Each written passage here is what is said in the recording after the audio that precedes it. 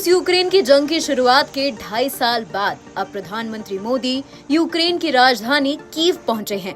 वो पोलैंड से गुरुवार रात रवाना हुए। उन्होंने ये सफर प्लेन से नहीं बल्कि ट्रेन के जरिए तय किया। ये एक विशेष ट्रेन है जिसका नाम है रेल फोर्स 1। इसे लग्जरी सुविधाएं और वर्ल्ड क्लास सर्विसेज के लिए जाना जाता है। यूक्रेन में चल रही जंग की वजह से सारे एयरपोर्ट्स बंद हैं। सड़क से सफर जोखिम भरा हो सकता है। यही वजह है कि दुनिया के बड़े नेता जब भी यूक्रेन जाते हैं तो वो ट्रेन से ही सफर तय करते हैं। पीएम मोदी ने जिस ट्रेन से यूक्रेन तक का सफर तय किया है वो एक साधारण ट्रेन नहीं, ये एक विशेष रूप से डिजाइन की गई लग्जरी ट्रेन है। ये ट्रेन अपने आप में ही बेहद खास है। पीएम मोदी से पहले दुनिया के बड़े नेताओं ने इस ट्रेन से सफर किया है। आइए इसकी सुविधाएं जान लेते हैं। युद्ध के बीच यूक्रेन में ये एक सुरक्षित और आरामदायक यात्रा प्रदान करने के लिए डिजाइन की गई है। इसके अंदर ऑफिस समेत विश्राम की बहुत सारी सुविधाएं हैं। रेल फोर्स 1 आयरन डिप्लोमेसी का एक प्रतिनिधित्व करता है, जो यूक्रेन के रेल सीईओ अलेक्जेंडर कमीशन की ओर से गढ़ा गया एक शब्द है। यूक्रेन के आक्रमण के बाद से ये रद्द किए गए कमर्शियल एयरलिंक्स और हवाई हमलों के डर के कारण यूक्रेन का रेल नेटवर्क देश का राजनयिक मार्ग बन गया है। अब तक 200 से ज्यादा विदेशी राजनयिक ट्रेन से यूक्रेन पहुंच चुके हैं। इस ट्रेन से अमेरिकी राष्ट्रपति, फ्रांसीसी राष्ट्रपति और जर्मन चांसलर जैसे नेता पहुंचे हैं।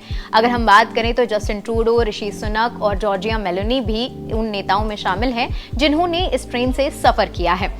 विदेश जाने के लिए यूक्रेनी राष्ट्रपति ज़ेलेंस्की लगातार इस ट्रेन का ही इस्तेमाल करते हैं। ट्रेन फोर्स 1 का आंतरिक जो भाग है वो देखने लायक है। इसमें लकड़ी के पैन वाले कैबिन हैं जिसमें काम और विश्राम के लिए सभी जरूरी चीजें मौजूद हैं। एक विशाल मेज, आलीशान सोफा और दीवार पे लगा एक विशालकाय टीवी।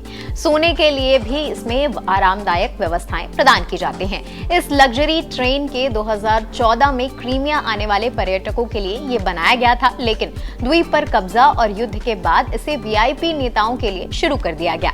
इस यात्रा के दौरान भारत और यूक्रेन के बीच कई समझौतों पर हस्ताक्षर हो सकते हैं। इसमें रक्षा, आर्थिक संबंधों, साइंस और अत्याधुनिक तकनीक भी शामिल है।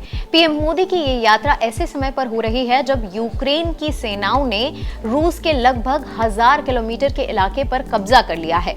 यूक्रेनी सेना रूस के अंदर 9 किलोमीटर तक घुस गई है। वहां रूसी सेना अब चारों ओर से यूक्रेन की सेना को उन्होंने घेर लिया है। इस तनावपूर्ण माहौल के बीच पीएम मोदी कीव की यात्रा कर रहे हैं। इससे पहले पीएम मोदी रूस की यात्रा पर भी गए थे और राष्ट्रपति पुतिन से मुलाकात की थी।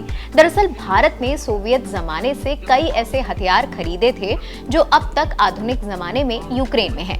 भारत अभी भी यूक्रेन से जिन रक्षा उपकरणों को खरीदता है उसमें भारतीय नौसेना के युद्धपोतों के लिए गैस टरबाइन और AN-32 मालवाहक एयरक्राफ्ट शामिल है, जिसका इस्तेमाल इंडियन एयरफोर्स करती है। यही वजह है कि भारत के लिए ये फायदेमंद सौदा है कि वो यूक्रेन के साथ अपना मजबूत रक्षा संबंध बरकरार रखे। और भी ऐसी खबरों के लिए जुड़े रहें NVT ऑनलाइन के साथ।